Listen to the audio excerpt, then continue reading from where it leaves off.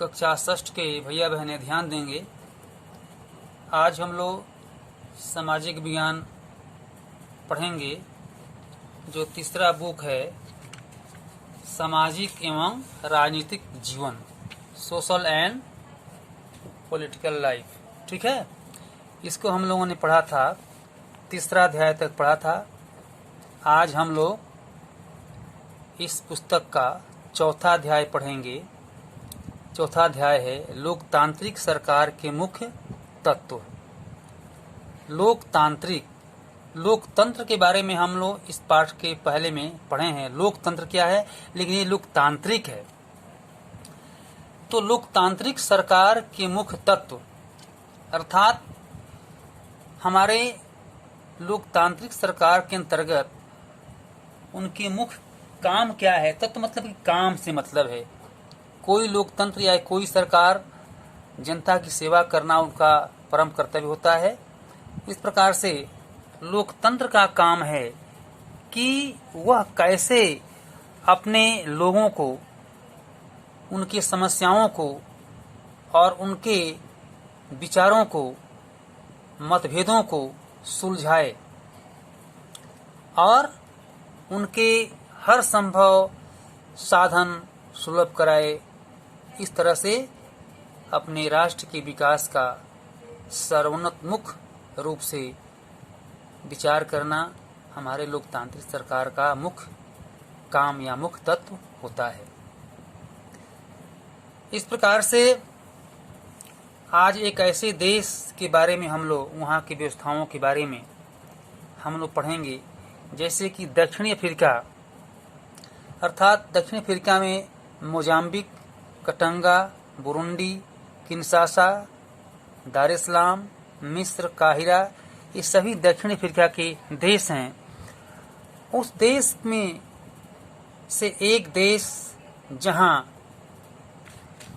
एक लड़की किस प्रकार से रंग भेद का मतलब है कि जात पात से कुछ मतलब है। या बहनों, रंग भेद का मतलब है जात पात। जैसे यहाँ हमारे भारत में भी बहुत कूट करके भरा होता जात पात, तो दक्षिण अफ्रीका में रंग भेद बड़े जोर से पनपा था। श्वेत और अश्वेत, अर्थात ऐसे लोग जो श्वेत थे उनके लिए अलग से गाड़ियों की व्यवस्था, अलग से सुविधा की व्यवस्था, और अश्वेत के लिए अलग, अर्थात बस स्टैंड से लेकर के और हर प्रकार के मार्केट की जो व्यवस्था थी, सब अश्वेतों के लिए अलग रूप से विद्यमान था। इस प्रकार से दक्षिण अफ्रीका एक ऐसा देश है जिनमें अनेक प्रजातियों के लोग निवास करते थे।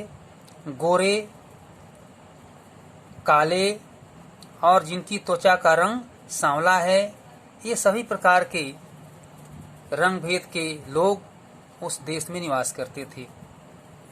वहाँ एक जोहान्सबर्ग है। भैया बहनों, जोहान्सबर्ग आप नाम सुने होंगे, कुछ भैया नहीं भी जानते होंगे।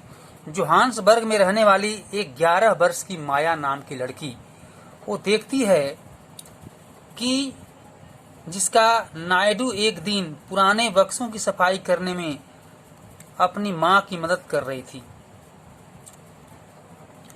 और ये नायडू अर्थात जो माया अपनी माँ के साथ काम कर रही थी, और उसने एक रजिस्टर स्क्रैप बुक मिला साफ करते करते, जो अखबार की कतरनों से और तस्वीरों से भरा हुआ था।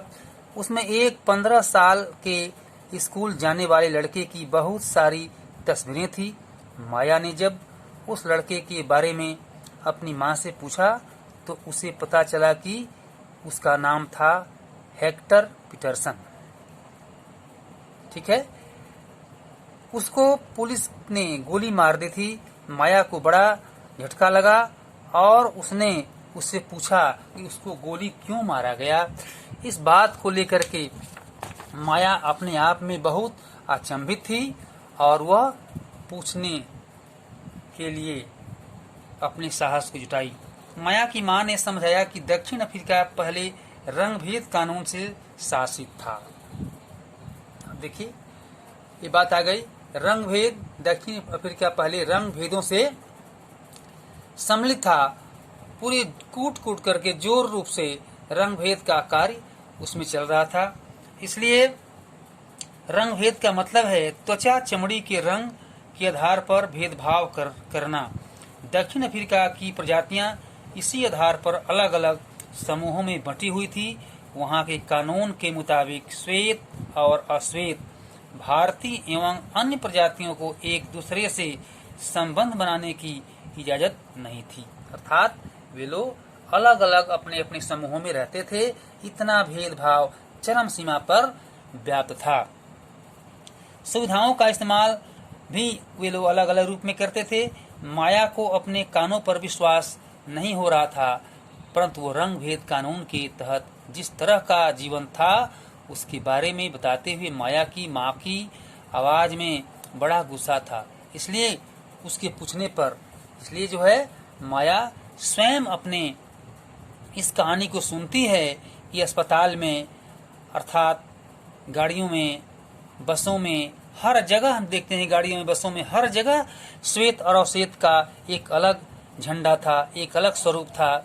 इसलिए उसने इस बात पर गौर करके और अपने आप में बहुत वो क्रोधित हुई। अश्वेत लोगों को वोट देने की जो आज्ञा नहीं थी, इजाजत नहीं थी, जो अश्वेत लोग थे, जो काले थे, उनको लोकतंत्र में अपना मत देने का अधिकार नहीं था। इसलिए उन्हें अछूत माना जाता था। देश की सबसे अच्छी जमीन श्वेत लोगों के लिए आरक्षित थी और अश्वेत लोगों को खेती के लिए सबसे घटिया जमीन मिलता था। सुविधाएं भी उन्हें घटिया मिलती थी। इसलिए तमाम प्रकार के असुविधाओं का सामना अश्वेत लोगों को करना पड़ता था। दक्षिण पश्चिम हिस्से में एक शहर था सोवेटो, जहां सिर्फ अश्वेत लोग ही रहते थे। हेक्टर पीटरसन वहीं रहता था। वहां के श्वेत लोग अफ्रीकांस भाषा बोलते थे। हेक्टर और स्कूल के अन्य विद्यार्थियों पर इस भाषा को सीखने के लिए जोर डाला जा रहा था, जबकि वे अपनी भाषा जुलू सीखना चाहते थे। हेक्टर अपने सहपाठियों के साथ मिलकर अफ्रीकांस सीखने का विरोध कर रहा था। दक्षिण अफ्रीका की पुलिस ने विरोध करने वाले इन लोगों को बड़ी बेरहमी से पीटा और भीड़ पर गोलियां बरसाई। इसलिए उसी में वो घायल होकर के और मर चुका था। उनमें से एक गोली हेक्टर को लगी और वह मर गया। यह 16 जून 1976 की घटना है। इस प्रकार से रंग भेद का एक जोर शोर से बोलबाला दक्षिण अफ्रीका में था। अफ्रीकी राष्ट्रीय कांग्रेस और उनके जाने माने नेता नेल्सन मंडेला ने रंग भेद के खिलाफ बहुत लंबे समय तक संघर्ष किया। अंततः 1994 में उन्हें सफलता मिली और दक्षिण अफ्रीका एक लोकतांत्रिक देश बना। तब से सभी प्रजातियों के लोगों को बराबर माना जाने लगा। इस प्रकार से यह जो माया है, इसकी कहानी यहीं हम सुनते हैं कि वो किस प्रकार से वहाँ के रंग भेदों के बारे में ही क्यों चुना, अन्य प्रकार के कृषि को क्यों नहीं लिया, उद्योग को क्यों नहीं लिया।